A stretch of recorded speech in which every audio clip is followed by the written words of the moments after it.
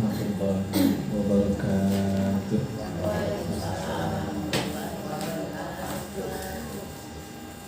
Untuk sekalian, panggil keluarga semua, mari kita awali majelis kita dengan baca lafaz basmalah.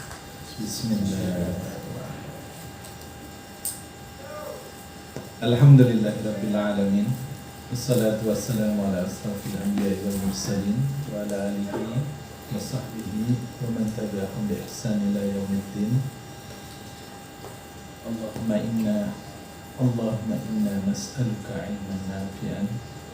Ya Allah, jadikanlah semua ilmu yang kami pelajari ini ilmu bermanfaat, rezeki tayyiban, dan karuniakanlah kepada kami rezeki yang baik, amalan mutaqabbalah, dan terimalah seluruh amal-amal kami.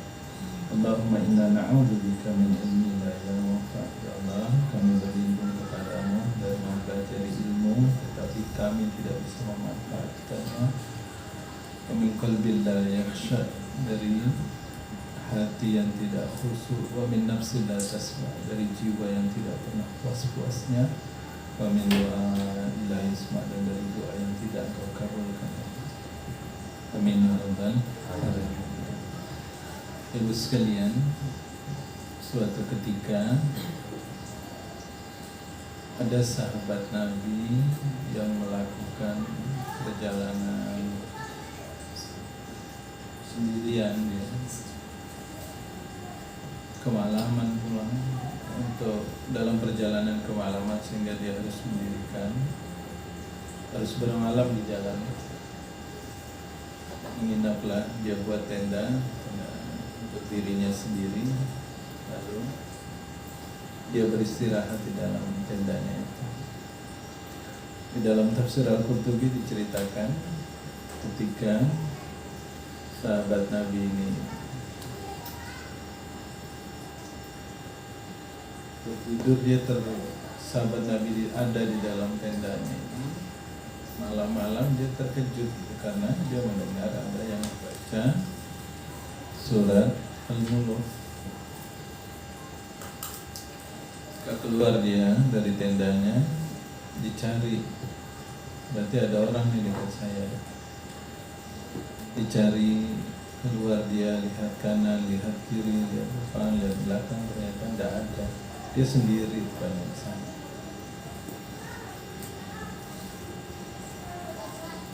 Singkat cerita, dia kembali tidur. Lalu pagi hari ketika dia akan meninggalkan tempat itu, dia bongkar tendanya. Dia baru sadar ternyata dia mendirikan tenda di atas kuburan, ya, di atas makam.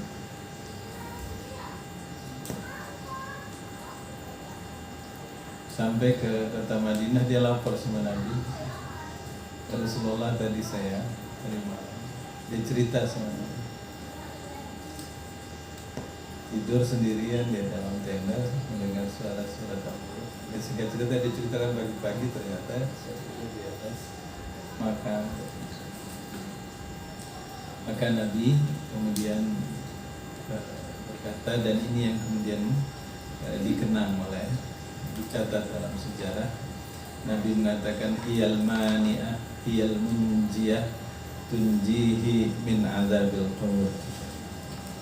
Surat Tabarak itu, Tabarakalladzi biyadil mulk itu, hiyal mani'ah, dia adalah pencegah. Hiyal munjiyah, dia adalah penyelamat. Tunjihi min azabil qabr, dia menyelamatkan orang yang membacanya min azabil qabr, menyelamatkan orang yang membacanya dari azab kubur.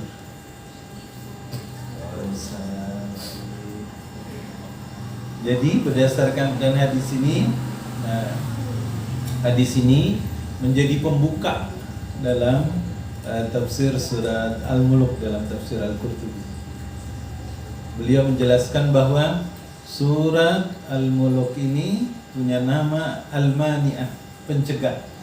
Maksudnya mencegah apa? Mencegah orang yang menjadi sahabat yang membacanya itu dari azab kubur. Al-Mani'ah, Yahiyal munjiyah, dia penyelamat orang yang membacanya itu dari siksa nanti di akhirat. Subhanallah.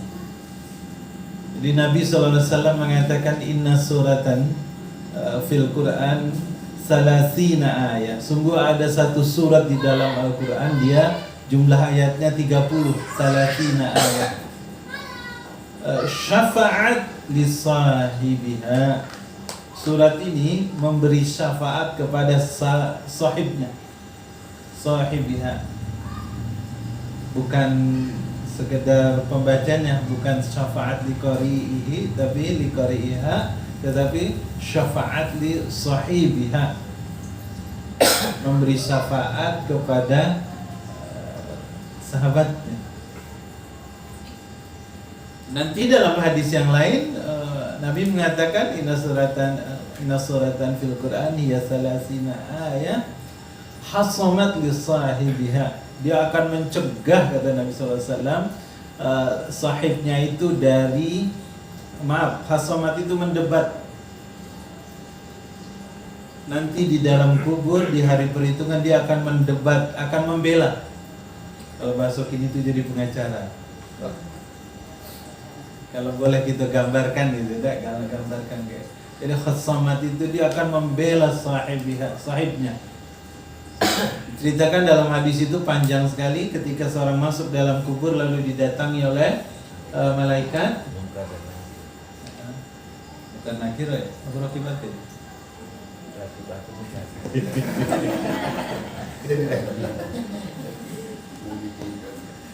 Datang malaikat yang iya bang, bukan nakir. Tahu bang? Kenal. Menanyakan, siap datang lalu dikatakan oh ini banyak dosanya. Nah kalau dia menjadi sahib surat Al-Muluk, dikatakan surat Al-Muluk akan khosamat, akan membela dia, akan mendebat sampai hatta adkhalahul jannah, sampai sahabatnya ini masuk ke dalam surga. Jadi ayat ini istimewa sekali, fadilahnya. Ini surat Al-Muluk ini fadilahnya itu jelas di dalam hadis, dan sebagian hadisnya sahih menjelaskan bahwa dia itu akan tadi bang, hasamat, dia akan membela orang yang membacanya, dia akan memberi syafaat, menolong orang yang membacanya. Nah, kita sudah baca surat ini. Dari sahabat dulu. Iya. Dari sahabat dulu. Jadi kata Nabi ada yang menarik dari hadis ini, dari surat Al-Muluk ini, ya. Hadis ini hanya ditemukan untuk surat Al-Muluk. Jadi Nabi bilang begini, lawadittu annaha fi qalbi kulli ummati, fi qalbi kulli insani min ummati. Lawadittu, kata Nabi, aku sangat ingin, kata Nabi, surat ini, maksudnya surat Al-Muluk ini ada dalam hati setiap umatku, setiap manusia, setiap insan dari umatku, kata Nabi SAW. Dan Nabi pakai kata lawadittu. Lawadittu dari kata waddu asal katanya, sama dengan mawaddah. Nah, kita rasanya pernah apa? Bahas mawaddah, bukan bahas, sikit-sikit lah kan? Mawaddah warahmah. Iya. Mawaddah, sakinah, mawaddah, rahmah. Ya, rumah tangga kan gitu. Sakinah. Apa arti sakinah? Nah, ini jangan pada suami kita. Sakinah itu. Bang, sakinah itu. Sakinah itu dari kata sukun. Sukun, berhenti. Sakinah, asal katanya sakana, sukun. Jadi kalau lagi bujang, mata itu kemana-mana, tapi pas dia sudah nikah, hati dan penglihatannya berhenti, tidak lihat kemana-mana, hanya pada satu orang. Sakinah itu, tidak kemana-mana lagi. So kalau dia di belakang itu. Itu sakinah, sudah tenang hatinya, sudah mantap, sudah berhenti, sudah ada tempat berlabuh. Kalau mawaddah itu Kira-kira apa Bang Mawaddah? Saya minum teh dulu.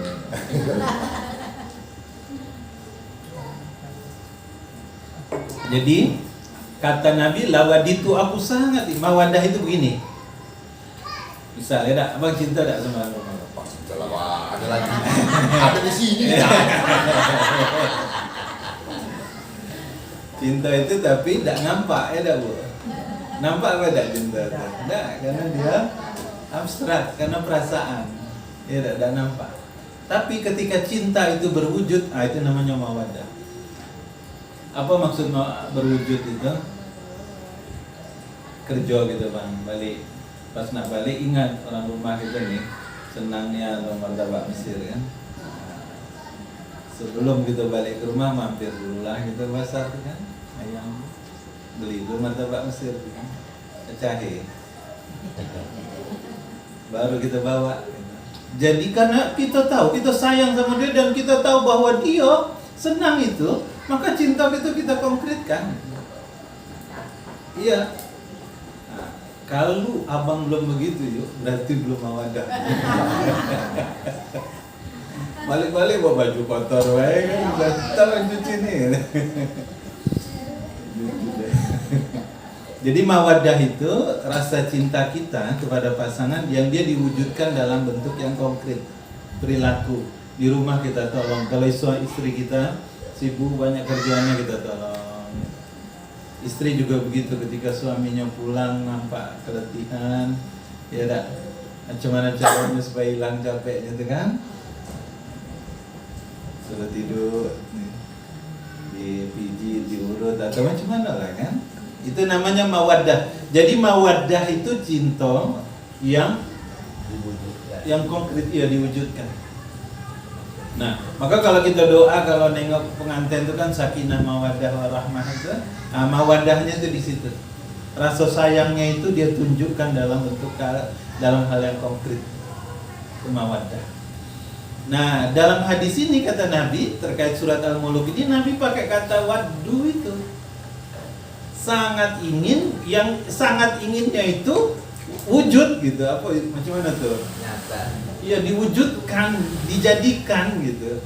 Keinginannya itu dijadikan, diterapkan.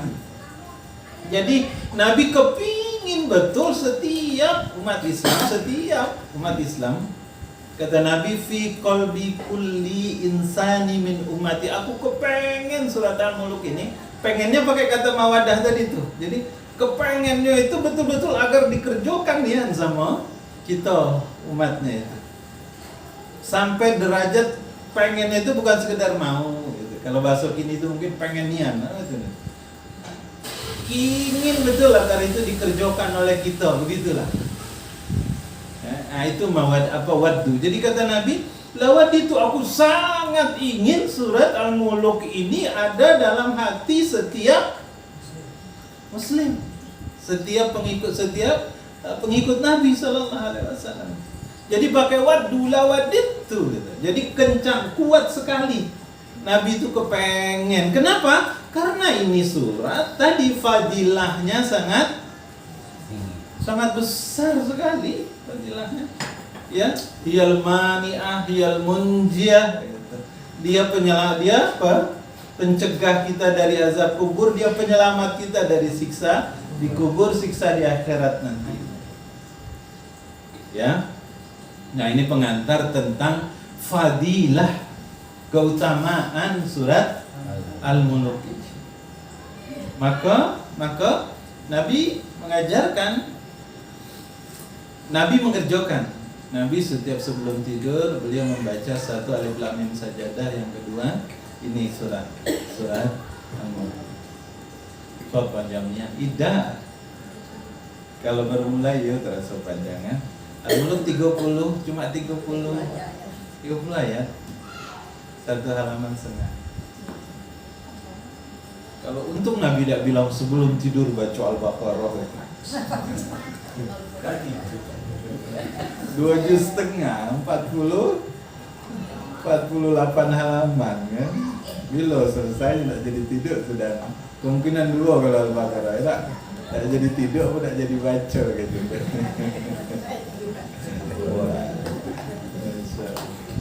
Ya. Tapi sekali lagi itu fadilah. Fadilah itu sama dengan bonus. Ibu beli deterjen 3 bungkus dapat hadiah piring. Piring itu namanya bonus. Nah, kalau dalam bahasa agama piring itu namanya fadilah. Tujuan utamanya piringnya atau deterjennya? Deterjennya. Jadi kalau cuma ngejar piringnya dapat piringnya. Tapi yang utamanya tidak dapat. Nah, sementara hadis Nabi itu bilangnya syafaat di sahibiha, syafaat kepada sahabatnya. Khosamat menjadi pembela di sahibiha bagi pembaca sahibnya, bagi sahabatnya. Nah, sekarang macam mana caranya? Jika kita ingin dapat syafaat dari surat Al-Mulk ini, berarti kita harus jadi sahabat surat Al-Mulk. Syafaat itu dari kata, kalau di Al-Quran itu ada katanya wal fajr walayalin asr. Apa sambungannya? Yuk, apa sambungannya? Wasyafa'i.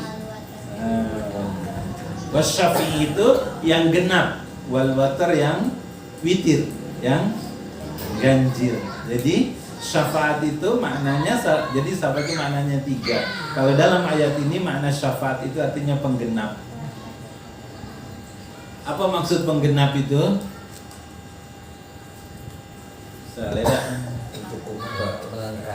Melengkapi. Misal ya anak atau cucu kita pas ujian naik-naikan kelas, nilainya cuma 5,8. Sementara batas standar kenaikan itu 6,0. Pas di rapat guru kenaikan kelas, kalau nengok nilainya 5,8 maka dia pasti tidak naik kelas. Tapi tiba-tiba gurunya ngomong kepada majelis rapat itu, anak murid saya ini waktu ujian dia sakit, tak khusyuk, tak konsen dia untuk menjawab soal-soal. Tapi saya tahu kalau ujian harian dia bagus, hari-hari di kelas dia banyak bantu kawannya. Kalau ada tanya jawab dia duluan yang menjawab. Jadi anak ini kenapa nilainya tidak bagus, lebih karena waktu itu dia sakit. Maka saya minta naikkan nilainya jadi 6,0, kita tambah karena selama dia belajar elok, bagus. Saya jaminannya, saya garansi kalau dia kakek di kelas lebih tinggi tidak bagus, saya jaminannya. Maka sepakatlah jadi 6,0 dinaikkan. Itu namanya syafaat, penggenap. Tapi harus ada modal. Bukan dari 0, oh dia 0, ya tidak bisa, tidak dapat. Karena syafaat itu cuma namanya penggenap, pelengkap. Dia nolong tapi awak harus ada modal, ada usaha dulu gitu. Ya, jadi syafaat itu dari kata tadi syafaat ya, penggenap ya. Baik, mari sekarang agar kita bisa menjadi sahabatnya, maka ya seperti yang kita pahami, sahabat itu tidak, sahabat itu makna sahibi itu maknanya 2 ya, muqarabah dengan muqaranah, selalu dekat dengan muraqabah dekat. Muqaranah itu kemana baik dia selalu bersama. Muqaranah itu qarin, muraqabah itu qarib gitu ya. Nah, sekarang artinya kalau kita kepingin surat Al-Mulk ini menjadi penolong kita, kayak masuk kubur kita ditolong. 1 berarti kita harus baca. Maka niatkan niat dan yuk, tidak. Maksudnya tidak ada panjang 3 ayat tidak. Tabarakalladzi biyadihi mulku wa huwa ala kulli syai'in qadir. 1 ayat. Bentarnya tidak sampai semenit. Alladzi khalaqal mauta wal hayata liyabluwakum ayyukum ahsanu amala. Kedua, alladzi khalaqa sab'a samawati wa sab'a ardi. Ananya takaluk tutur 3. Nggak usah dihafal. Karena kepala kita ini sudah banyak isinya. Keluar. Iya, ibarat gelas nih, kalau airnya sudah penuh diisi yang baru tidak bisa. Iya, harus dikosongi dulu tumpah dia kan. Baca dia, baca. Sama dengan surat Yasin. Karena sering awak baca, ada pernah terpikir untuk ngapalnya dah. Tapi karena sering kita baca, hafal dewe. Iya dah Bu. Kapan Ibu mulai ngapal surat Al-Fatihah? Mungkin setiap kita tidak tahu kapan kita ngapal Fatihah itu. Entah berniat atau tidak ngapal Fatihah itu. Apal dewe, ngapa? Setiap sholat maghrib, kecil-kecil kita dengar, isya dengar, jumatan kita dengar. Lama-lama apal dewe.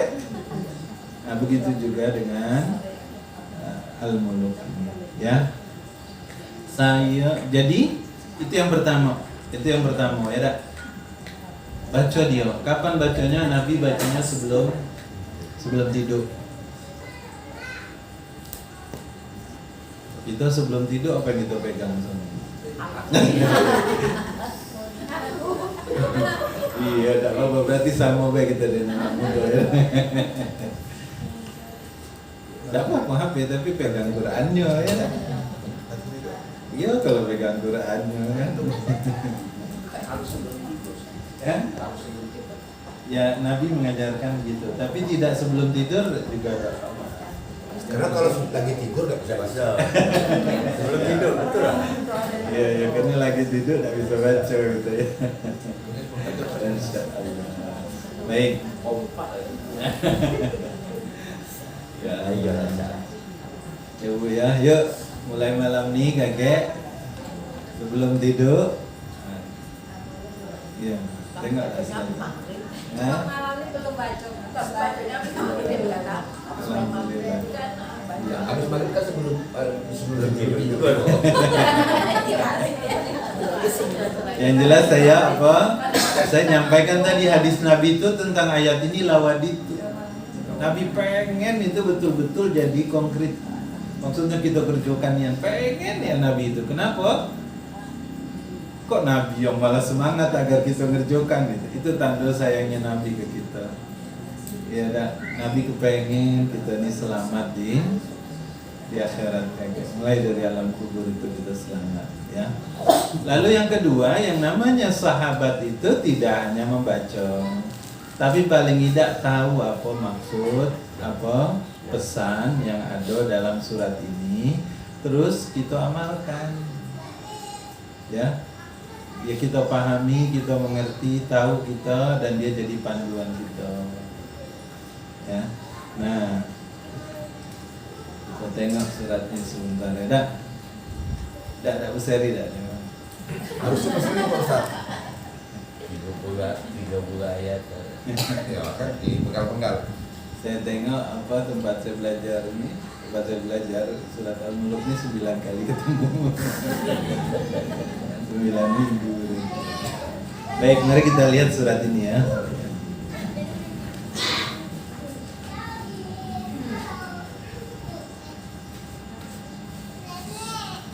Bismillahirrahmanirrahim. Ayat satunya Tabarakalladzi biyadihil mulku wa huwa ala kulli syai'in qadir. Artinya Maha suci Allah yang menguasai segala kerajaan. Maha suci Allah yang Menguasai segala kerajaan. menguasai seluruh kerajaan. Jadi tabarak itu di dalam terjemah kita tengok artinya maha suci. Dalam bahasa Arab maha suci itu ada 3. Subhanallah, maha suci juga artinya. Ya Kudus, wahai zat yang maha suci juga. Nah sekarang apa bedanya nih? Tabarak ini gimana? Apa bedanya dengan Subhanallah? Ya, baik. Mari kita tengok.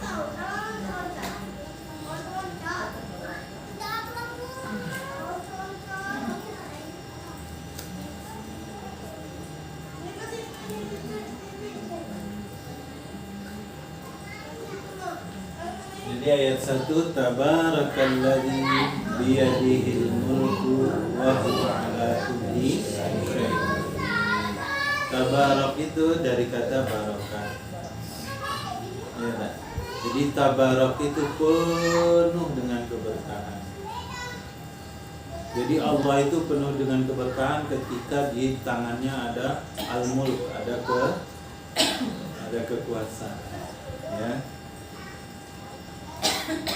Tabarak, ini ada yang tabarakalladzi biyadihil mulku wa huwa ala kulli syai'in.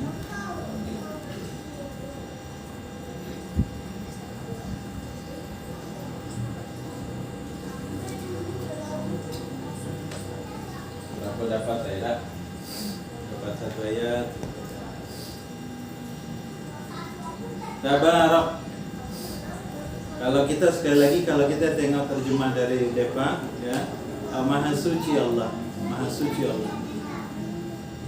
Jadi tabarak ini dari bentuk katanya dia bisa jadi kalimat kalam khobar kalau bahasa Arab. Kalimat berita. Kalimat berita itu pernyataan untuk menyampaikan sebuah informasi, statement untuk menyampaikan sebuah yang berisi sebuah informasi. Kadang yang menyenangkan beritanya, kadang ya melibatkan perasaan kita, ada gembira, ada sedih, tidak? Alhamdulillah, apa contoh informasi itu apa?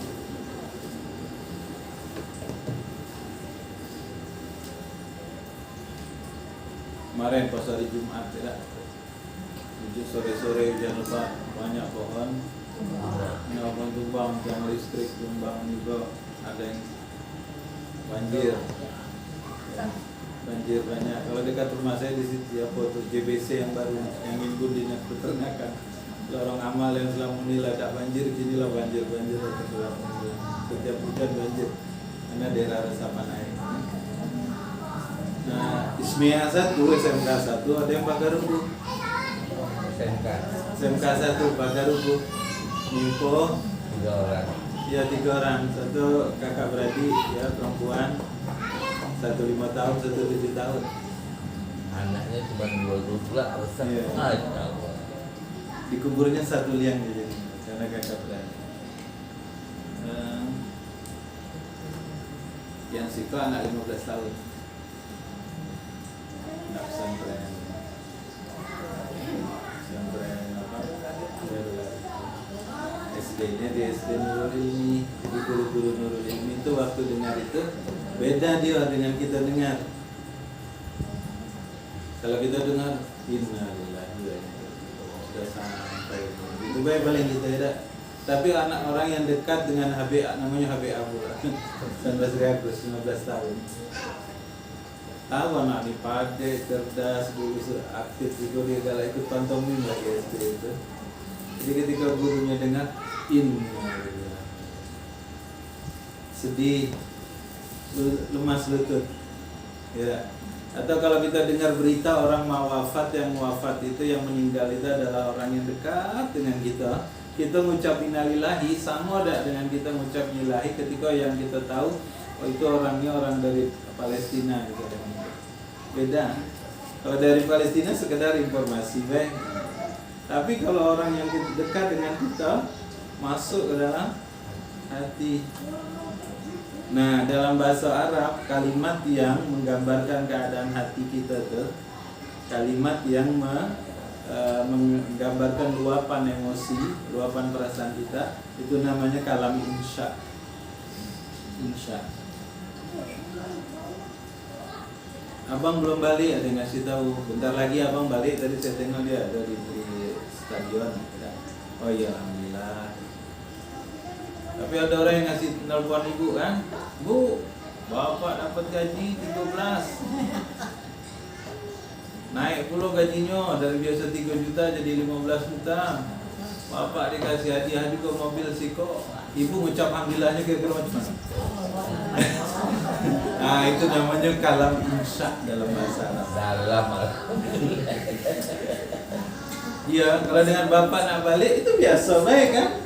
Alhamdulillah ya bentar lagi balik. Tapi ketika nyebut bapak balik, gaji bawa duit banyak, dapat hadiah mobil baru, kan nyebutnya alhamdulillah. Itu namanya kalam. Nah, tabarok ini ya. Tabarok ini dia punya dua makna. Satu tadi kalam khabar yang berisi informasi, ya. Yang kedua dia kalam insya.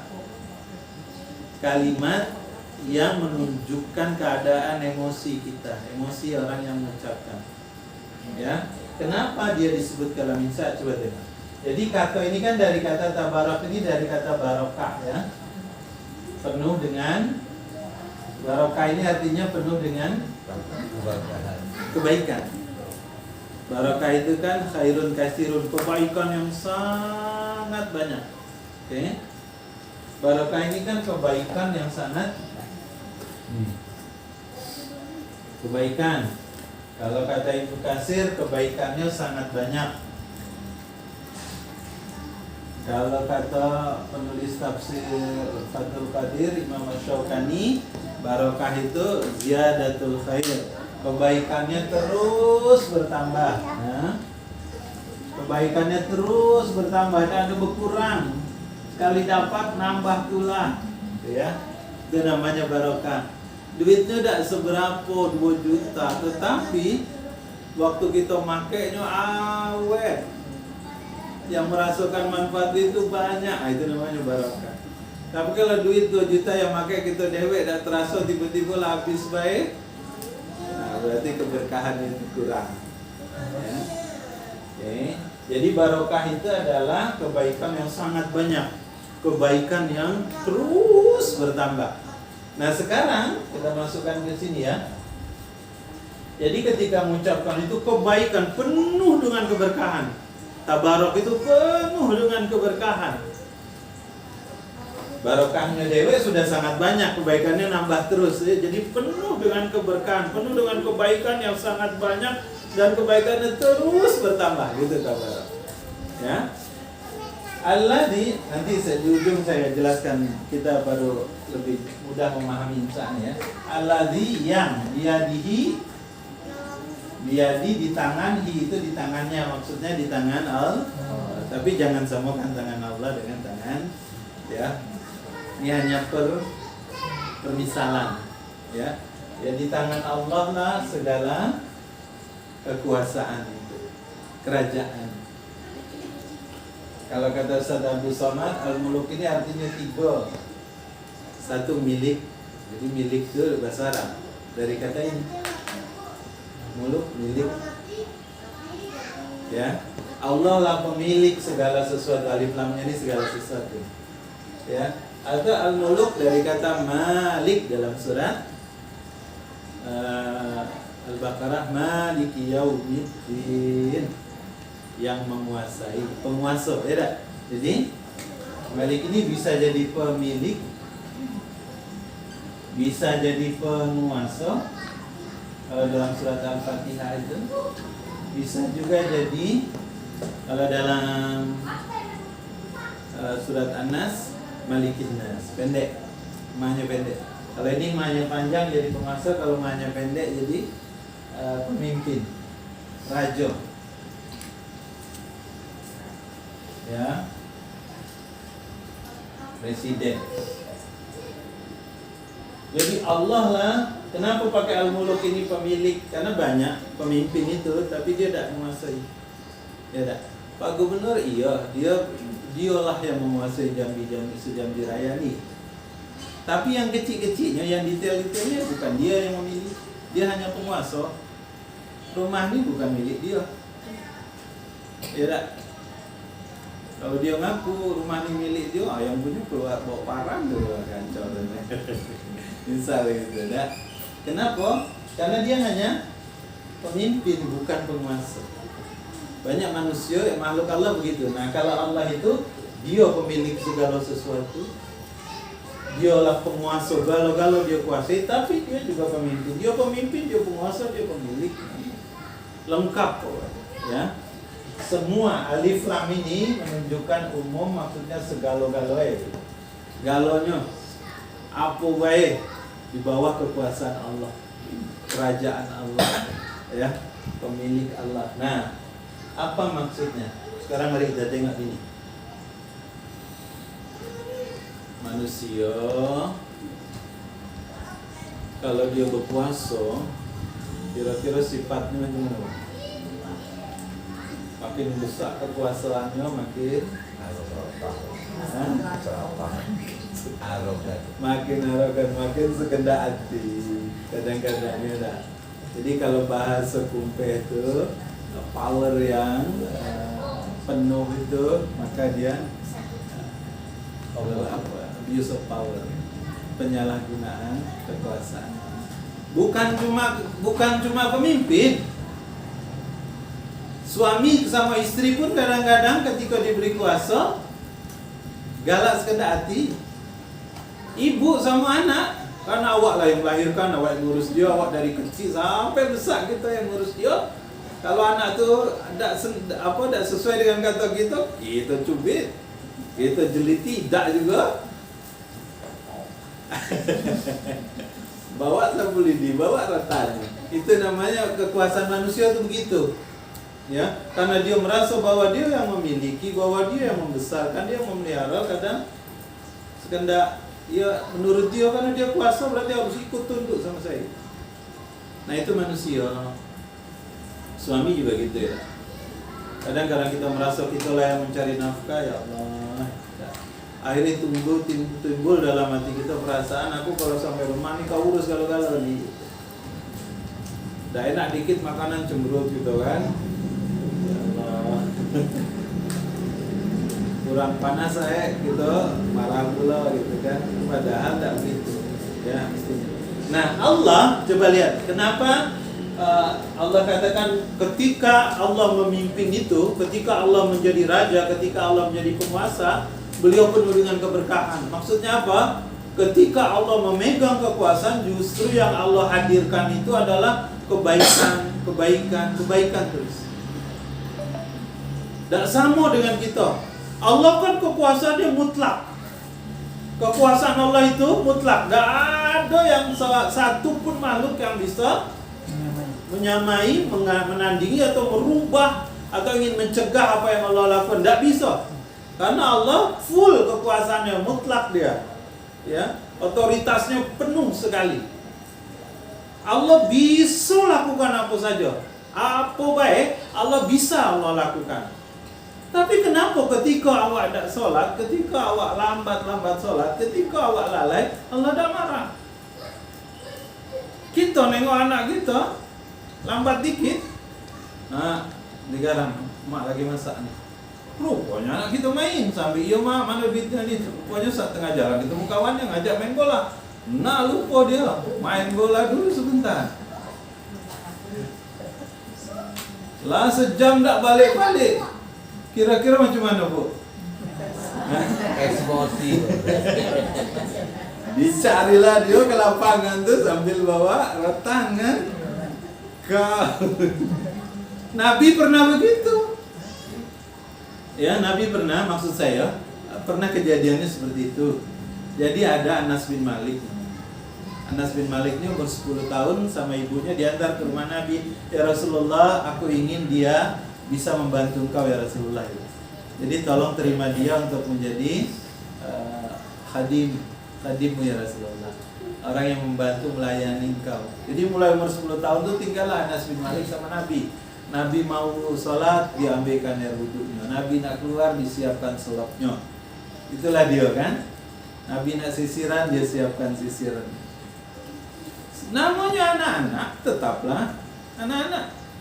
Suatu kali Nabi minta tolong dia belanja ke pasar, ada nak dibeli.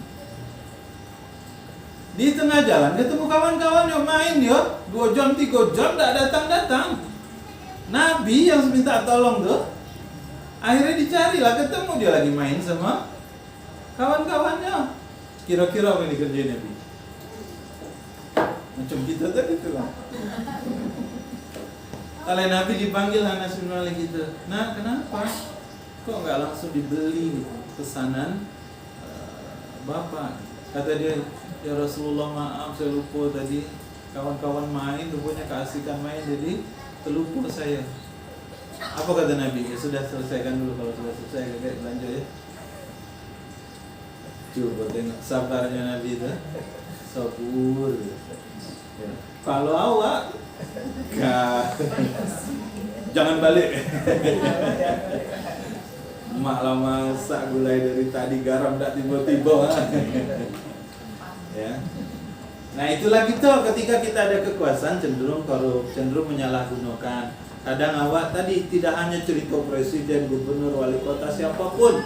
Awak dewek kadang sama anak, karena awak merasa berkuasa, kalau kita bapak ya tak, kita kadang cenderung menyalahgunakan kekuasaan, memperlakukan dia tidak dengan cara yang semestinya. Suami dengan istri juga begitu, istri dengan anak juga begitu. Guru dengan murid, siapa yang galak marahi? Murid marahi guru apa guru marahi murid? Kalau sekarang kebalik.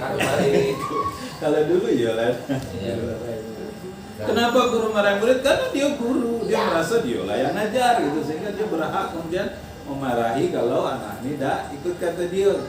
Itulah yang namanya, itu tabiat kekuasaan, itu tabiat kepemimpinan. Tapi Allah di sini tidak begitu. Allah yang maha perkasa tuh, yang sungguhnya kalau Allah ingin berkehendak langsung semuanya berubah.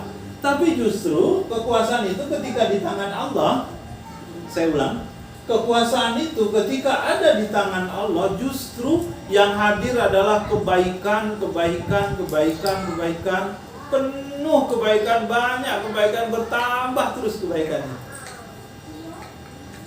Tidak pernah Allah misalnya minta kita bayar oksigen yang kita bayar apa? Kita hirup ini kan. Kita disuruh sholat apakah karena untuk membalas kebaikan-kebaikan Allah untuk kita? Kita disuruh ibadah karena untuk membalas itu. Kita beribadah karena Allah sudah baik niat dengan kita. Apakah itu? Sebagian iya, tetapi tidak cukup. Karena kebaikan Allah pada kita itu jauh lebih besar, tidak terbalas oleh kita, tidak terbalas. Jadi Allah ketika Allah pimpin itu, kita lupa tetap Allah kasih. Kita tidak minta Allah kasih.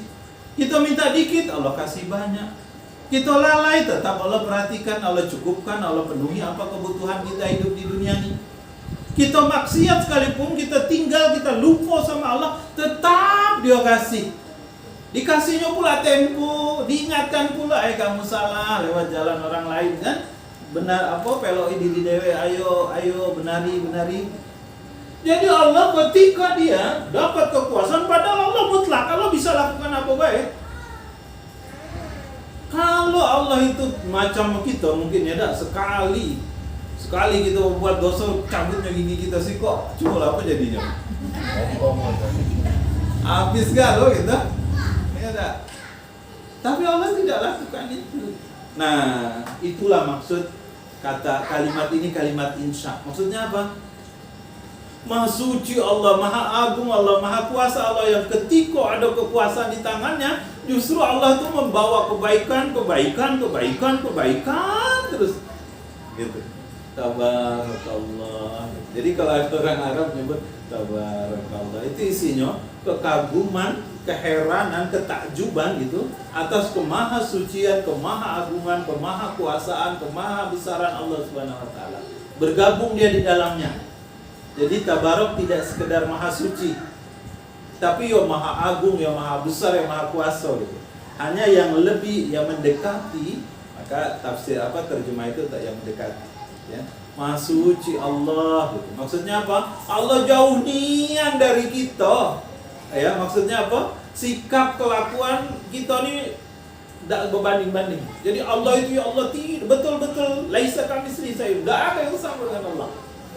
Ya. Allah beda nian. Ya tak? Jadi ketika Allah berkuasa, justru yang dibaginya, yang diberinya, yang dihadirkan oleh Allah Subhanahu wa taala ada kebaikan, dan kebaikannya sangat banyak, kebaikannya terus bertambah. Maka jadi kalau ada orang nyebut tabarakallah, Itu kalimat ta'jub. Kalimat yang menunjukkan kekaguman ya atas sesuatu yang luar biasa. Maka setiap kita baca ini bukan jangan jadi kalam khabar, jangan sekedar Maha Suci Allah yang di tangannya kerajaan, Maha Suci Allah yang di tangannya segala kerajaan itu. Nah, tapi ketika baca ini yang terbayang itu hadirkan perasaan juga. Ini yang namanya insya.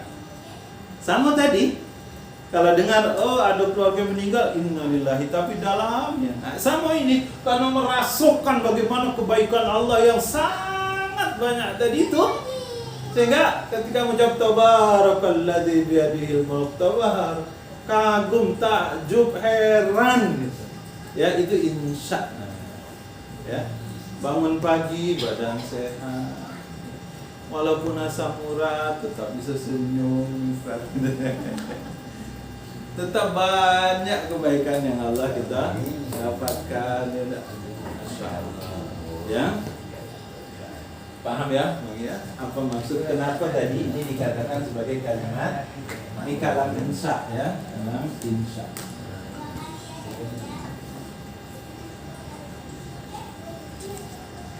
Kalimat yang menggambarkan keadaan emosi kita. Oke, ini bagian pertama dari ajarnya. Jadi kalau sekarang kita baca surat ini, tabarakalladzi biyadihil mulk, maka bayangkanlah itu ya. Ya Allah, Allah ini banyak nian baiknya, kebaikannya kepada kita, nikmatnya kepada kita gitu. Orang baru jadi penguasa, ecek-ecek juga sebentar juga, tidak ada berapa lama, ada yang 2 tahun, 3 tahun, 5 tahun, tapi sudah salah guna dia. Allah seumur-umur abadi, dah justru kebaikan ketika dia berkuasa itu yang dihadirkan kebaikan. Tabarakalladzi biyadihil mulk. Takjub. Ya. Jadi itu maksudnya kalimat insya. Wahua dia dan wahua dia ala kulli atas segala syai'in, segala sesuatu termasuk yang kecil-kecil sekalipun, syai'in qadir, dia selalu. Apa arti qadir? Kalau diterjemah apa? Kata qadar, malam Lailatul Qadar, qadar. Kalau di situ apa? Segala, iya, bahwa ala kulli, dia maha kuasa mengatur, menentukan, ya, qadara, ya, qadar kita, ya. Jadi Allah atas segala sesuatu qadir, selalu mengurus. Ini sama dengan rahim, ya, sukun nih, kasih sayangnya terus menerus, tidak putus. Kalau qadir, dia selalu mengurus kita, tidak pernah berhenti. Allah, tak ada tidurnya Allah. Kalau kita kecapean tidur sebentar, kan? Ya tak? Atau kalau kata orang-orang yang Nasrani itu kan, Allah menciptakan alam semesta ini 6 hari, 6 masa. Pada hari ke-7 Allah istirahat. Sudah dirubah ayatnya itu. Ya. Sementara dalam surat Ar-Rahman Allah berfirman, lillahi ma fis samawati wal ard, kulla yaumin huwa fi sya'n. Masih ingat tak? Kulla yaumin huwa fi sya'n. Setiap hari Allah selalu dalam kesibukan. Ya tak? Kalau saya ingat cerita dulu, Allah itu sibuk. Kenapa harusnya? Saya mengingatkan balik ya cerita ala sa'ni fi sa'ni.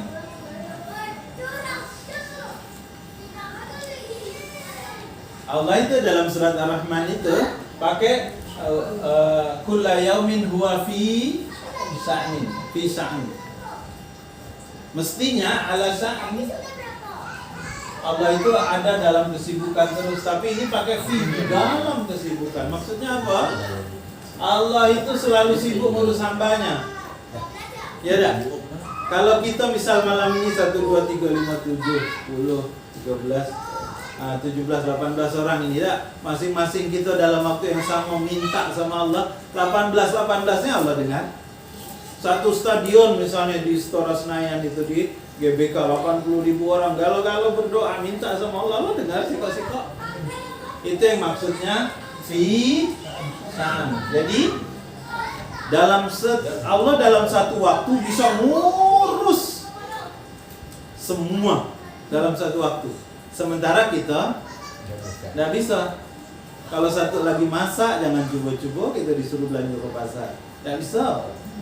Lagi masak ngurus misalnya dak ngajari anak ngaji tidak bisa.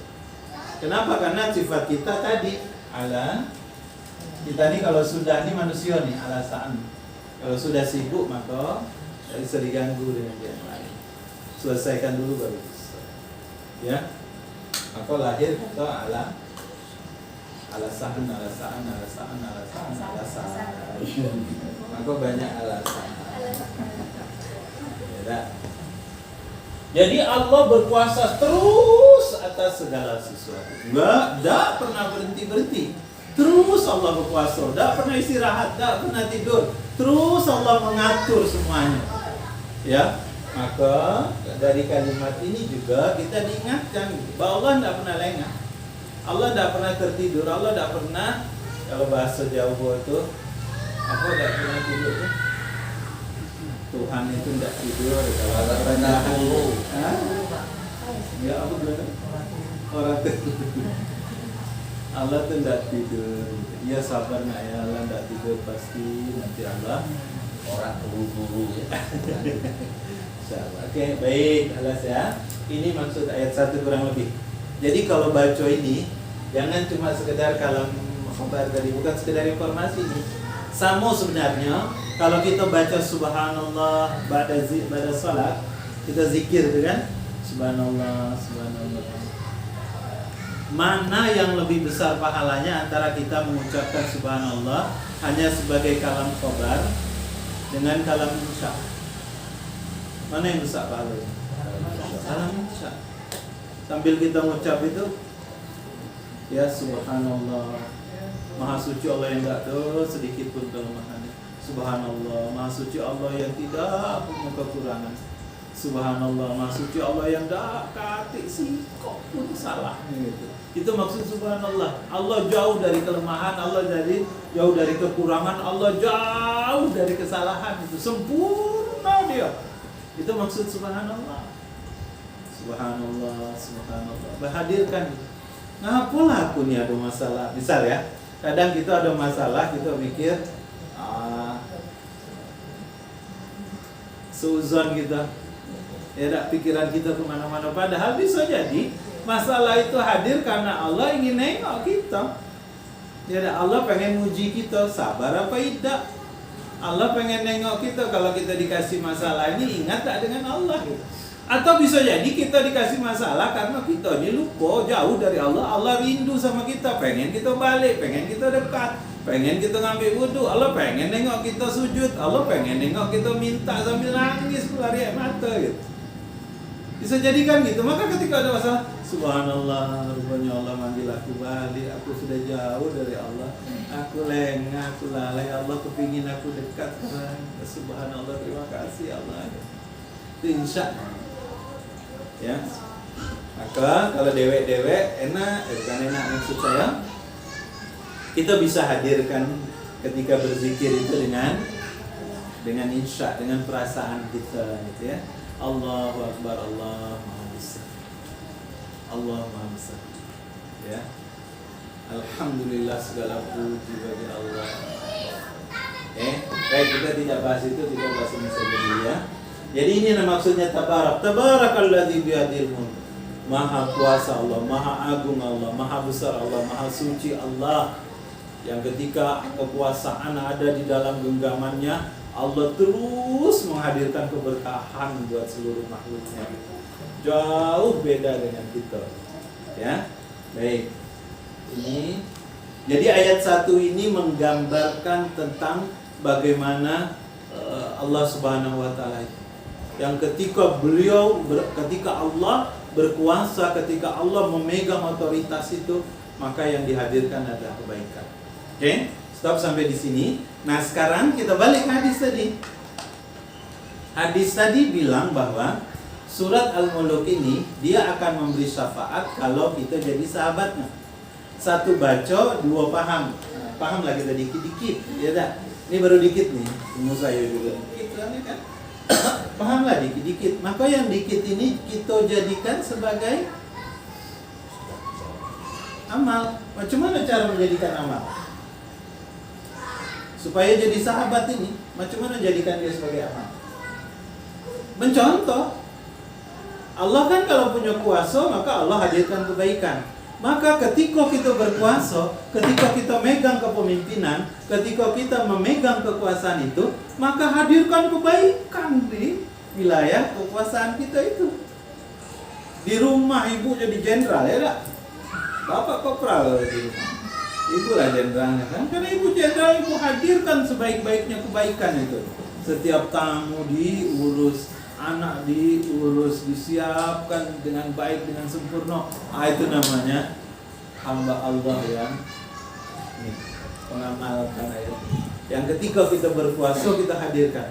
Oh, kita jadi ketua RT, oh kita jadi ketua pengurus masjid, oh kita jadi apa lagi lah misalnya, tak?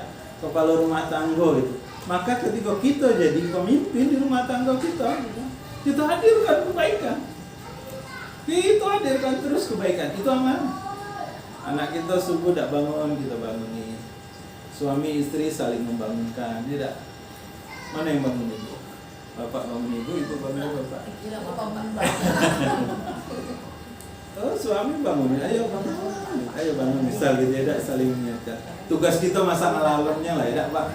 Aku sudah bangun di orang rumah terus tiap malam, tiap pagi. Pakai alarm tuh. Lalu bunyi alarm tuh kita senggol dia.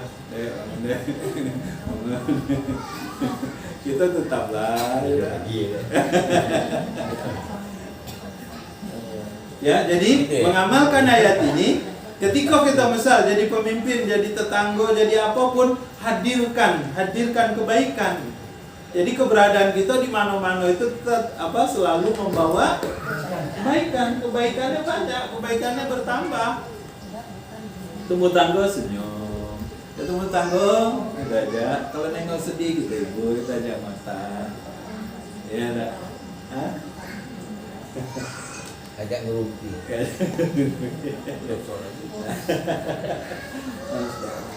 Baik. Ini jadi amalnya kurang lebih demikian. Contoh. Jadi ketika kita ingin dapat syafaat dari surat Al-Muluk ini, maka dari ayat 1 itu sama. Jadilah hamba Allah yang dimanapun kita berada, kita membawa kebaikan. Kita hadirkan terus kebaikan itu. Ya, maka itu pula rahasia Nabi, Bu. Tabassumuka liwajhi ahika sadaq. Kalau kita ketemu saudara, ketemu kawan, ketemu siapapun tetangga, maka tabassum, senyum. Dan itu sedekah. Walaupun awak lagi sakit gigi. Cuma itu hebat gitu ya. Nabi itu hebat. Ya, walaupun banyak berat pikiran, tapi kalau ketemu orang seolah-olah kita sedang tidak ada. Ya, Masya Allah. Berat ini ngamalinnya. Ya, tapi setidaknya kita niatkan saja. Padahal yang kita mampu. Ya, tidak di rumah dengan istri, dengan anak kita hadirkan.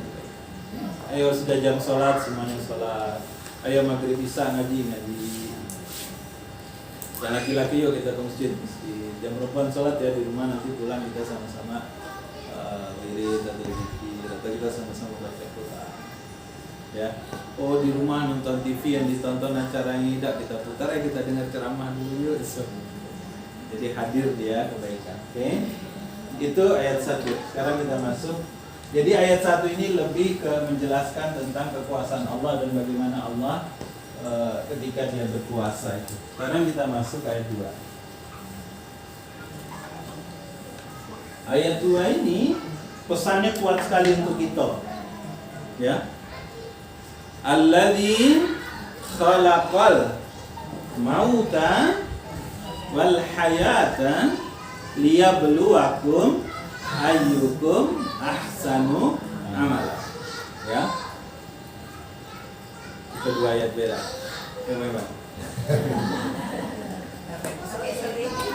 Harus pakai seri. Kalau gantung gitu kan. Gimana nih nyambungnya? Alladzi Khalaqal khalaqal mauta wal hayata wal hayata liyabluwakum ayyukum ahsanu amala. ayyukum ahsanu amala. Wa huwal azizul ghafur. Ya, wa huwal azizul. Oke, kita sambung. Kita mulai dari sini dulu. Ini ada beberapa hal yang menarik. Alladzi yang khalaqa menciptakan al-mauta kematian wal hayata Lalu hidupkan yang menghidupkan liyabluwakum ya untuk ujian ya. Jadi kehidupan itu untuk menguji ayyukum di antara kamu siapa yang ahsanu paling baik. Ahsan paling baik amalnya, amal perbuatannya. Nah, yang kita bahas di ayat ini 1, 2, 3, 4. Oke, 4 poin. Mari kita lihat. Yang pertama, yang Allah itu yang menciptakan kematian dan kehidupan. Satu nih, satu. Ya. Pertanyaan. Bang, Pak.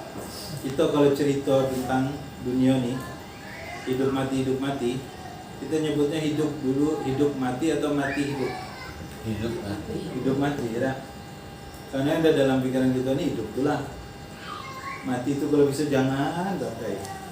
Ya tak? Sekarang coba tengok kenapa Allah di ayat ini kok nyebutnya mati dulu baru hidup? Ya beda. Allah di ayat ini nyebutnya mati dulu baru hidup. Kenapa? Ini ada pesannya. Ya. Satu pesannya adalah ya ini pemberitahuan bahwa kita ini sebetulnya awalnya mati lalu dihidupkan. Sudah itu mati balik, sudah itu hidup lagi. Sudah itu sudah hidup terus. Ada matinya tak? Nah, jadi kita ini ada awalnya tapi tidak ada akhirnya. Yang ada cuma pindah tempat baik gitu. Ya. Jadi di sini Allah satu cerita kematian seolah-olah Allah memberitahu satu tadi itu bahwa memang kita awalnya itu mati dulu. Ya. Inilah akurasi Al-Qur'an itu. Jadi ketika dia menceritakan sebuah hal juga akurat itu, tidak hanya sekedar memperhatikan keindahan atau kebiasaan, tapi memang akurat ya. Mati dulu orang baru hidup. Ya. Lalu yang kedua, kenapa mati dulu baru hidup? Allah sedang menghadirkan kepada kita pembaca ayat ini kesadaran yang besar bahwa setiap kita itu pasti akan mati. Kematian ini harus menjadi kesadaran besar dalam diri kita bahwa kita pasti akan, setiap kita pasti akan mati. Maka ketika menjalani kehidupan ini jangan sombong, jangan sekedar hati. Ya. Jadi kan Nabi bilang kehidupan dan kematian ini 2 kali. Ya. Mana saya tulisnya? Ya. Nabi itu bilang, Nabi kan pertama, ya, kita ini 2 kali mati, 2 kali hidup, kata Nabi. Nah kalau dalam bahasa, nanti kalau Al-Quran itu ketemunya begini. Satu kita kan mati nih, maut. Lalu kemudian Allah hidupkan. Penulisan hayata itu begini. Ya, dalam kalau kita lihat Quran Madinah. Sudah mati, sudah dihidupkan, kemudian cabut nyawa kita kalau mati kita. maut lagi 2 kali. Sudah itu Allah hidupkan dan tidak ada kematian sudah itu. Maka kehidupan yang ini di dalam Al-Quran disebutnya ini Al-Hayawan. Al-Hayawan. Inna darul akhirati hiyal hayawan. Apa bedanya dengan haya? Kalau hayat ada matinya lagi.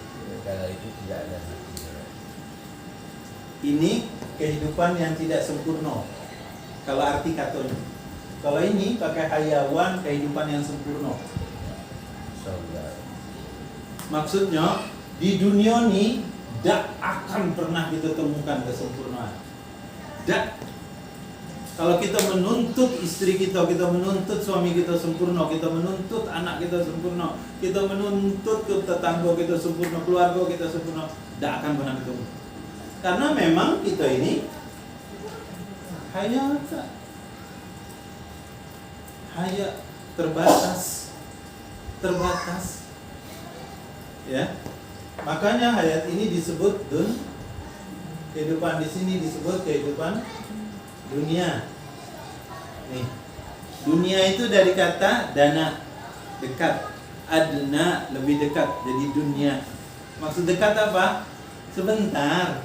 Mencapainya itu, menyelesaikannya sebentar, ya. Jadi kata hayata ini menggambarkan 2 hal. Ya. Satu, dia tidak sempurna.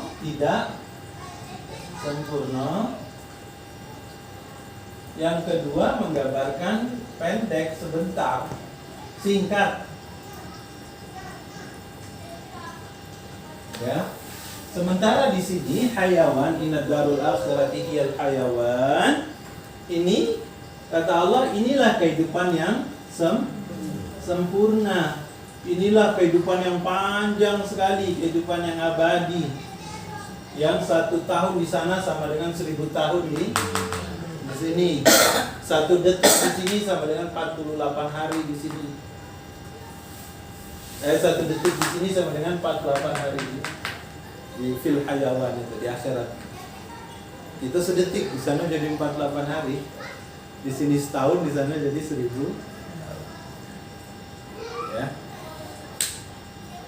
Karena dia pakai istilah hayata tidak sempurna, maka pesannya ya tadi ini, terimalah kekurangan. Jangan menuntut terlalu banyak kesempurnaan. Jangan nak berpuas-puas di dunia ini, tidak akan pernah puas. Jangan nak sempurna di dunia ini, tidak akan pernah sempurna. Kenapa? Karena hayata. Karena dunia adna, singkat. Ya. Nah, sementara di akhirat inilah yang sempurna, inilah yang abadi.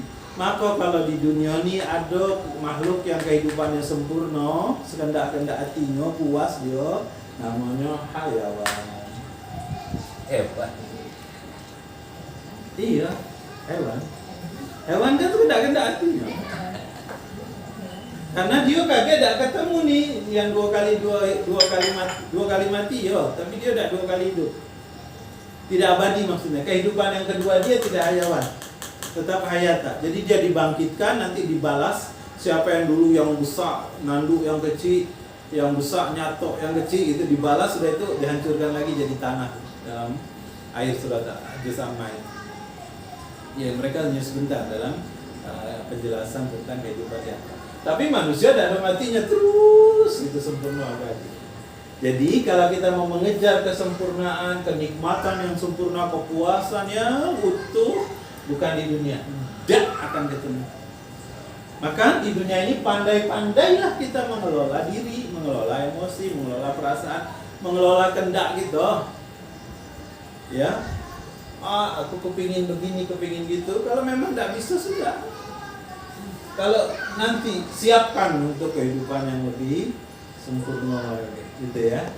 Ini makna tadi ya, pesan dari al-mauta wal hayat. Selain maut didahulukan, hayatannya ini menggambarkan kehidupan yang singkat, kehidupan yang tidak sempurna. Apalah orang rumah aku itu tidak macam orang rumah jiwa ya. Pernah ada mikir itu? Tidak.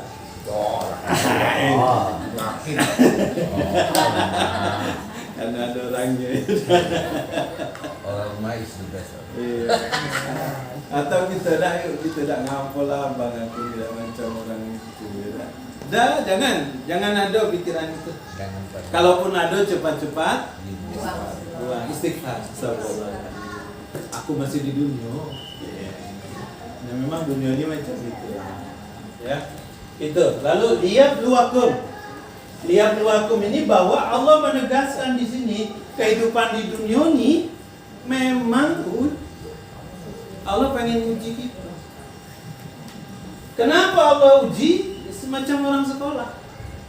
Siapa yang nak naik kelas, siapa yang nak naik derajat, siapa yang nak naik tingkat, ya harus ada ujian untuk menjadi alat ukur apakah seseorang itu sudah naik, sudah kualitasnya makin tinggi atau tidak. Allah kasih ujian, oh kesabarannya macam mana? Oh sudah sabar, tapi Allah pengen kita lebih sabar lagi. Allah kasih ujian. Ya tak? Sama lah kalau kita minta. Jadi kalau kata apa dosen-dosen tuh, bapak tuh lah salah berdoa, minta agar anak diberikan kekuatan. Ya tak? Iyalah supaya anak kuat berarti dia harus dikasih banyak cobaan terus kurang. Minta anak itu supaya pandai, ya banyak dikasih permasalahan sehingga dia mengatasi masalah itu jadi pandai lah dia. Tabiat kehidupan begitu, kata Allah, lihat berlaku. Hidup ini memang ujian. Jadi kalau di dalam kehidupan sehari-hari ketemu masalah, cocok. Benar kita sedang di dunia. Benar kita masih manusia. Maka ketika ada masalah, ada ujian, sederhana. Maksud sederhana proporsional. Jangan hanya sebuah masalah lalu berbalak bertujah-tujahan misal gitu. Di daerah lain kita tengok di TV ada berbalak suami istri main kapak-kapakan kan. Ngeri pula kita tengok. Ya kita kalau ada masalah, ada ujian, ada konslet lah. Kalau dalam rumah insya Allah karena dekat, hadir bisa kita atasi. Kadang dengan orang lain, dengan tetangga, dengan teman kerja, ya dengan orang yang tidak dikenal. Pahami nih dia berlaku. Hidup ini memang begitu. Ada masalah. Jadi kalau kakek besok ketemu masalah lagi, alhamdulillah. Alhamdulillah Allah ngasih saya masalah. Ya. Nah, kalau kita pahami ini maka kita akan lebih tenang dalam menghadapi masalah karena kita tahu ini bagian dari ujian. Allah sedang menguji kita. Allah pengen kita naik kelas. Ya. Terakhir, bagian yang penting di sini adalah ahsanu amala. Karena Allah pengen lihat siapa di antara kamu yang ahsanu amala, yang paling baik. Ingat, yang paling baik. Jadi Allah tidak bilang yang syamil, sempurna. Jadi di sini better, not perfect kalau bahasa Tibet. Jadi Allah tuh di sini ingat nih, ya. Allah tuh ceritanya paling baik. Maksudnya bukan ingin nengok siapa yang sempurna, bukan sempurna. Kalau sempurna ini tidak ada salah. Tapi kalau paling baik, bisa dia salah, tapi dia memperbaiki diri.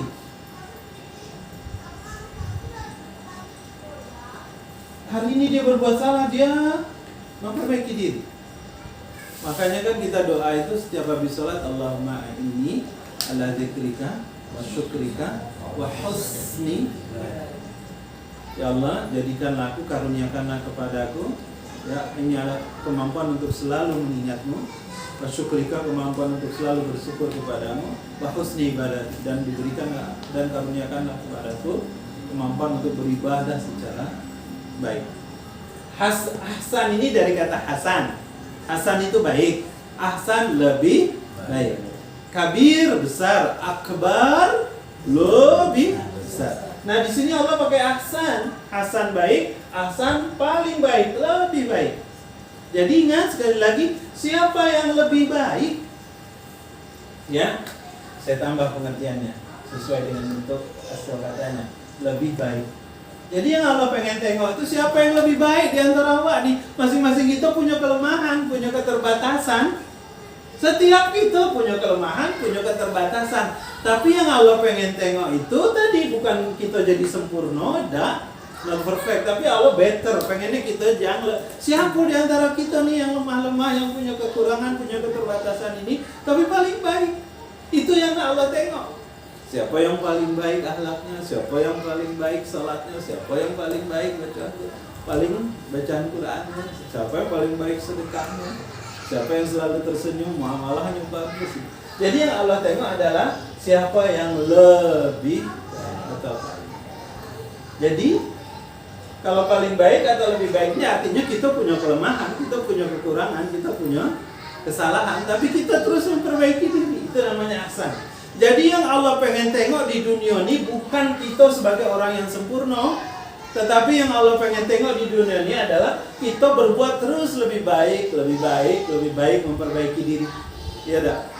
Itu. Makanya ayat ini ditutup wahual, apa tutupannya? Azizul Ghafur. Ya. Aziz, Allah tutup dengan kata Al-Aziz. Ya, Aziz ini perkasa. Perkasa ini meliputi dua hal. Seseorang itu disebut Al-Aziz jika dia Al-Quwah, memiliki kekuasaan, kekuatan, dan Al-Hurmah, dan dia memiliki kewibawaan. Jadi kalau ada orang dipanggil Al-Aziz, berarti itu dua akhir. Abdul Aziz, kita kepengen anak kita itu jadi orang yang tadi punya kekuasaan, punya kekuatan, dan dia punya marwah, hormat. Ya, Al-Aziz. Allah perkasa, Allah bisa lakukan apa baik, apa saja, ya, di atas muka bumi ini Aziz. Tapi ayat ini ditutup bahwa Al-Azizul Ghafur, pakai Ghafur ini ya. Kalau memaafkan Ghafara, kalau banyak sekali maafnya Ghafara. Tapi kalau selalu memaafkan, salah dimaafi lagi, salah dimaafi lagi, salah dimaafi lagi, itu namanya Ghafur. Selalu memaafkan ketika kita salah, asal kita mengakui kesalahan itu dan bertobat istighfar. Jadi Ghafur selalu menerima maaf. Terus, jadi Ghafur itu yang selalu memaafkan, terus memaafkan, maafin lagi, maafin terus gitu. Ghafur. Digandeng ini, coba lihat. Ada ujian, awak salah. Ya, tapi kita berusaha kemudian memperbaiki diri. Allah Ghafur. Jadi ayat Quran itu luar biasa gitu. Ya. Nah, sudah. Jadi ayat 2 ini bercerita tentang tabiat kehidupan dunia. Oke. Al-hayata, al-mauta wal hayata, ingat dulu mati. Jadi setiap mau berangkat kerja, jangan pakai doa Khairil Anwar, aku ingin hidup. Ya, kita kematian itu tidak ada yang tahu. Ya dah. Ya kayak cerita tadi loh kan, hujan-hujan, niatnya nak mandi hujan, nak main tiba-tiba aja sampai. Siapa yang tahu? Alhamdulillah ya. Semoga kita semua kasih husnul khotimah, akhir yang baik. Jadi kematian dulu, kata Nabi, aksiru zikra hadamil lazzati, perbanyaklah kamu mengingat penghancur lazzati, penghancur kenikmatan. Apa itu? Al-maut, kata Nabi. Kematian. Memang bukan berarti kita ingat kematian itu akhirnya jadi lesu loh, yaudah. Justru dalam Islam mengingat kematian itu membuat kita harus mempersiapkan diri dengan sebaik-baiknya, sehingga ketika dicabut nyawa ini kita dalam posisi yang terbaik, siap. Ya, itu maksud Allah Subhanahu Wa Taala, agar kita lebih mempersiapkan diri. Hayata, hidup di dunia ini singkat, pendek, dan tidak sempurna. Tujuannya adalah memang isi hidup di dunia ini ujian. Ya. Jadi kalau awak selama ini galak marah-marah mulai gini tuh, ya dah, tahan-tahanlah dikit. Memang dunia ini macam itulah. Kalau nak marah terus, kayak pecah pula pembuluh darah kita di lama-lama. nak menuntut kesempurnaan dalam hidup ini, ya begitu. Siapa kemarin yang meninggal? Kalau dia kecapean, memang sudah umurnya ya. Itu Marisa itu bagus meninggalnya ya. Sebelum tidur dia sedang dengan Quran dia. Siapa kemarin penyempitan pembuluh darah? Anggota DPR yang nggak jadi itu. Kan baik. Mau biar aja mungkin kasih lu pos begini. Intinya ya kadang kita tidak, kalau awak marah terus kan mengikuti emosi, lama-lama kan larinya ke tadi kan emosi tinggi bertensi. Iya larinya ke situ. Jadi kalau ada masalah sembuh, berarti memang ujian, hidupnya ujian. Ya, jadi kita lebih sabar, lebih wise, lebih tenang. Nah marah-marah tidak ada gunanya juga, ngabisi tenaga, bikin kepala sakit. Ya tak? Kalau ketemu masalah cepat-cepat istighfar, langsung minta tolong sama Allah. Iya karena abudu, iya karena nasta'in. Nasta'in itu dari kata auna. Auna itu pertolongan. Nasta'in meminta pertolongan dengan sepenuh harap dan kita sendiri berusaha untuk dapat pertolongan. Oke? Jadi hidup ini ujian. Lalu yang Allah pengen tengok adalah siapa yang lebih baik di antara kita nih. Ya. Siapa yang lebih baik apanya? Lebih baik amalnya, bukan lebih baik hartanya, bukan lebih baik bajunya, bukan lebih cantik, bukan lebih kaya. Tidak. Allah pengen tengok siapa yang lebih baik amalnya untuk mendapatkan keridhaan Allah SWT. Oh, Allah itu berkuasa penuh, maka minta tolonglah sama Allah. Tetapi ingat, Allah juga kasih tahu, Allah juga pengampun. Kalau kita salah, Allah terus maafkan. Jadi kalau salah jangan kemudian kita putus asa, dosa aku lah besarnya ini, gitu. Tidak mau lagi kita. Misalnya malu aku, sudahlah, lajukanlah, gitu, lantaklah, jangan. Tanggung, jangan ada pikiran. Baik, ayat 2. Jadi kita menjadi sahabat surat Al-Muluk dari ayat 2 ini macam mana? Oh paham. Satu, ingat kematian. Dengan mengingat kematian kita jadi orang yang lebih proporsional, lebih sungguh-sungguh, bekerja itu lebih serius, karena kita udah tahu, oh anak saya 6, apakah kakek kalau saya bisa mati 2-3 hari lagi, bisa gitu ya Bu. Macam mana anak saya? Maka kita siapkan semuanya, jadi lebih sungguh-sungguh, ya. Ujian, dan ingat kalau ada masalah, dan hidup ini selalu ketemu masalah. Dan ingat, ini bala. Jadi dalam Al-Quran itu ada 2 kata, ada bala. Ini kita hanya bala, ya. Yang diberikan kepada kita itu bala. Kalau Nabi namanya ibtila. Ujiannya lebih berat. Jadi kita ini bukan orang sungguh. Walaupun kita merasa misal kalau ada masalah, ada ujian berat, sungguh kita bukan orang yang dapat ujian yang berat, bukan. Karena Al-Quran menyebut orang yang paling berat ujiannya itu adalah para nabi. Ibtilanya mereka, dahsyat ujian, ya. Nah, maka yang Allah pengen tengok siapa yang lebih baik. Sikapi masalah itu dengan lebih baik. Kalau ada kelemahan, istighfar kepada Allah. Kalau rasa tidak mampu, terus minta tolong sama Allah. Allah pasti tolong. Ya, nah itulah kurang lebih amalnya. Oh, berarti kalau saya pengen dapat syafaat dari surat Al-Muluk ini, lihat kehidupan ini, ya, secara proporsional sesuai dengan kaidah yang ada dalam ayat 2. Nah, kalau ini jadi malam gitu baca surat Al-Muluk, sebelum tidur lah, sore boleh juga. Pokoknya dalam satu hari itu baca, ya tak? Kemudian kita paham, baru 2 ayat kita paham maksudnya. Kemudian dikit-dikit kita amalkan. Ayat 1 ngamalinya macam tadi, ayat 2 ngamalinya ya, seperti itu. Ya tak? Bujur-bujur, ya. Jadi kalau yang terakhir itu Ustaz, yang di Allah menyebut dirinya Qadir, Ghafur itu Ustaz, berarti kita disuruh istighfar.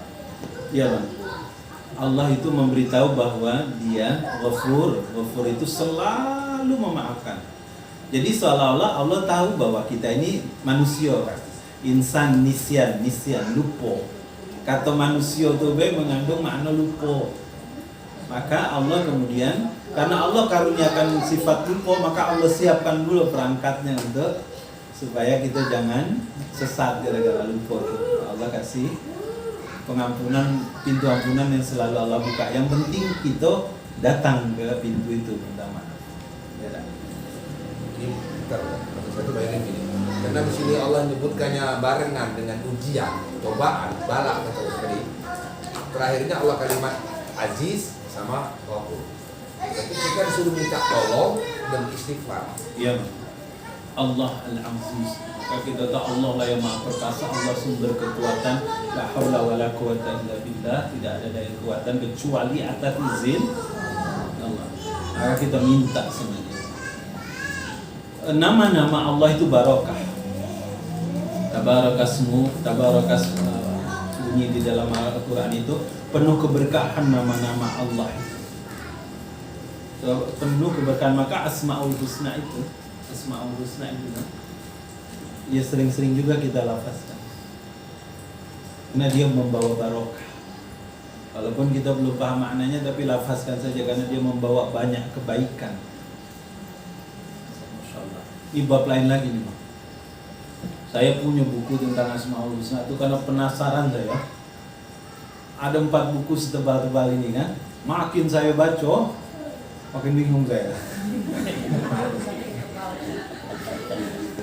Iya, karena penjelasannya tuh memang tinggian, memang harus berguru pokoknya nak belajar itu ya, supaya lebih disederhanakan penyampaiannya itu kan.